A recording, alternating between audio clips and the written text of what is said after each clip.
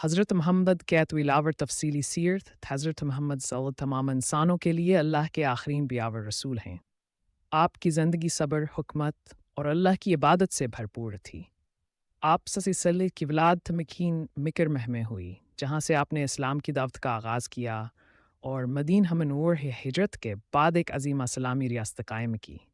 यहाँ हम आपकी ज़िंदगी को तफसील से बयान करें। गैम विलादत और इब्तदाई ज़िंदगी फ़ायरी सिक्स टेरो ईस्वी हज़रत मोहम्मद सल्लल्लाहु अलैहि वसल्लम हेस्टेड ईस्वी में मक्का में कुरैश के माज़ ख़ानदान बनो हाशिम में पैदा हुए। आपके वालिद हज़रत अब्दुल्ला आपकी पैदाइश से पहले ही वफ़ात पा चुके थे, जबकि वालिदा हज़रत आमिना ने आपको 6 साल की उम्र में छोड़ दिया। आपकी परवरिश पहले दादा अब्दुल मुत्तलिब और फिर चचा अबू तालिब ने की। बचपन से ही आपकी शख्सियत मिसाली थी और लोग आपको असादिक सच बोलने वाला और अल अमीन अमानतदार के अलक़ाबात से याद करने लगे। आपने नौजवानी में तिजारत शुरू की और अपनी सच्चाई और दियानत की वजह से बहुत शहरत हासिल की। 30 साल की उम्र में आपने हज़रत खदीजा से शादी की, जो एक मालदार और मुअज़्ज़ज़ खातून थीं। ये शादी मोहब्बत और एतमाद की बुनियाद पर कायम रही और हज़रत खदीजा के हमेशा आपकी सबसे बड़ी मददगार रहीं। 2. नबूवत का आगाज़ जब आप सामन तब साल के हुए तो आप अक्सर गार हरा में जाकर तन्हाई में इबादत किया करते थे।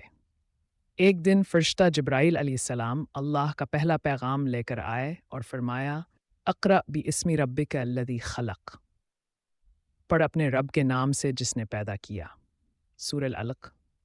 ये आप वसल्लम की नबूवत का आगाज़ था। पहले आपने अपनी दावत को ख़फ़िया रखा और सिर्फ़ अपने करीबी लोगों को इस्लाम की तरफ बुलाया, जिनमें हज़रत खदीजा, हज़रत अबू बकर, हज़रत अली और हज़रत ज़ैद शामिल थे। 3. मक्का में इस्लाम की दावत और परेशानियाँ जद 30 ईस्वी जब आपने खुले तौर पर इस्लाम की दावत देना शुरू किया तो कुरैश के सरदारों ने ज़बरदस्त मुखालफत की। वे आपके साथ दुर्व्यवहार करते, आपके साथियों पर अत्याचार करते और इस्लाम को दबाने की कोशिश करते, लेकिन आपने हमेशा सब्र और हौसले से काम लिया। जब अत्याचार बहुत बढ़ गया तो आपने कुछ मुसलमानों को हबशा, इथियोपिया हिजरत करने की इजाज़त दी, जहाँ नजाशी बादशाह ने उन्हें पनाह दी।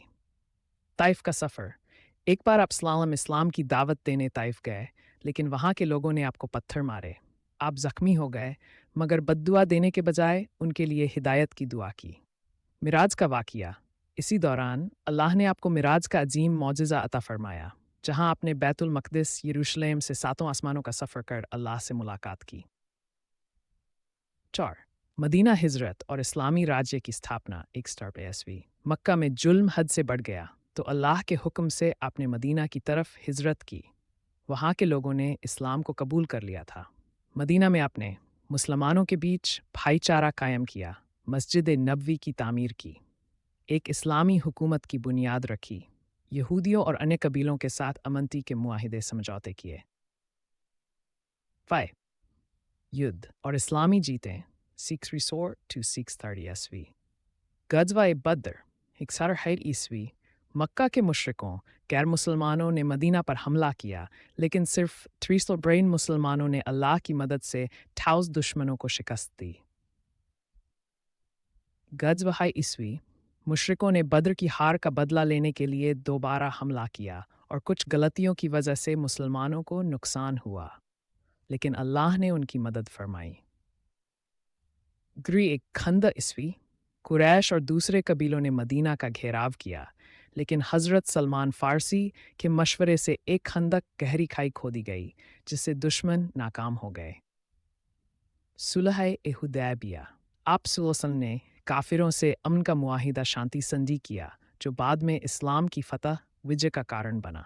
फतह मक्का ईस्वी 2 साल बाद जब मुशरिकों ने संधि तोड़ दी तो आपने दैत्याद सहाबा के साथ मक्का में बिना किसी खून खराबे के दाखिल होकर फतह हासिल की। आपने सल्लल्लाहु अलैहि वसल्लम ने सबको माफ़ कर दिया और फरमाया, आज तुम पर कोई इल्ज़ाम नहीं, जाओ तुम सब आज़ाद हो। आखिरी हज और विसाल जी हिजरी में आपने हज्जतुल विदा अदा किया, जहां आपने अपना अंतिम खुतबा दिया, जिसमें फरमाया, सब इंसान बराबर हैं। औरतों के हक अदा करो। कुरान और सुन्नत को मजबूती से पकड़ो। इसके कुछ महीनों बाद आप बिन सल्लम बीमार हो गए और रबीउल अव्वल ईस्वी को मदीना में इंतकाल फरमा गए। नतीजा आप सल्लम की ज़िंदगी रहमत, सब्र, मोहब्बत और इंसाफ का नमूना थी। आपकी